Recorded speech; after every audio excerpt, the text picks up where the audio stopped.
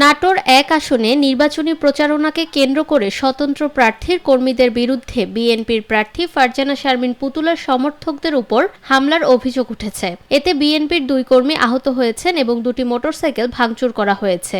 ৯ ফেব্রুয়ারি সোমবার রাত ১১টার দিকে লালপুর উপজেলার আরবাব ইউনিয়নের বড়বাড়িয়া এলাকায় এই হামলার ঘটনাটি ঘটে। স্থানীয় সূত্রে জানা যায়, সোমবার রাতে আরবাব ইউনিয়নের বড়বাড়িয়া হিন্দুপাড়া এলাকায় স্বতন্ত্র প্রার্থী তাইফুল ইসলাম টিপুর কয়েকজন সমর্থক ভোটারদের টাকা দিচ্ছেন এমন খবর পান ধানের শীষের প্রার্থীর সমর্থকরা। খবর পেয়ে বিএনপির সমর্থকরা বিষয়টি দেখতে ওই এলাকায় যান। এ সময় সেখানে অবস্থানরত স্বতন্ত্র প্রার্থীর সমর্থক ফারুক সহ কয়েকজন তাদের উপর অতর্কিত হামলা চালায়।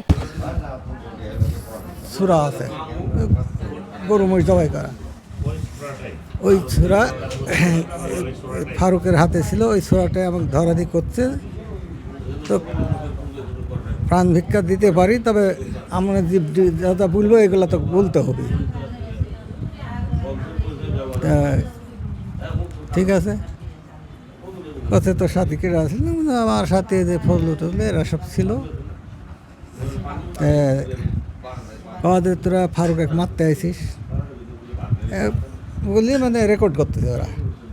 আর ওই ছোড়াটা আমার এই হাঁটুর উপর দিয়ে আমাকে বসা রেখে ওর উপর দিয়ে রেকর্ড করতেছে।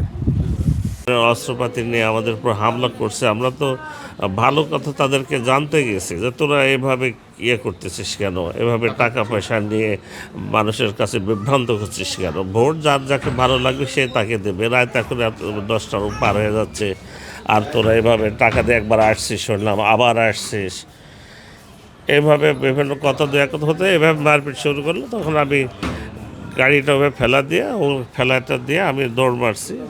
তখন ওরা গাড়িটা আমার ভাইকে থানাতে আছে, দেখেন আপনারা যা আসলে দেখে যান, ছবি তুলে দেন, গাড়ির কিচ্ছু নাই।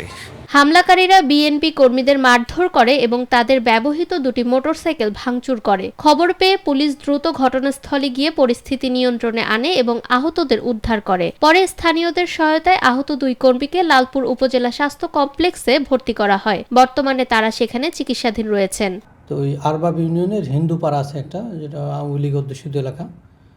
ওইখানে মূলত ওই ২ পক্ষই ভোট চাইতে যায়। ভোট চাইতে গিয়ে ২ পক্ষের মধ্যে হাতাহাতি হয়। হাতাহাতি হলে ওই সময় ২টা মোটরসাইকেল ভাঙচুরের ঘটনা ঘটে এবং আমরা তাৎক্ষণিকভাবে ওখানে আমাদের পুলিশের পেট্রোল টিম পৌঁছার পর সেখানে পরিস্থিতি শান্ত করে এবং মোটরসাইকেল ২টা সিজ করে আমরা নিয়ে এসেছি এবং ওখানে আইনশৃঙ্খলা পরিস্থিতি নিয়ন্ত্রণ করেছি। এখন আমরা অভিযোগ পেয়েছি, ২ পক্ষ থেকে অভিযোগ পেয়েছি। অভিযোগের প্রাথমিক সত্যতা যাচাই চলছে।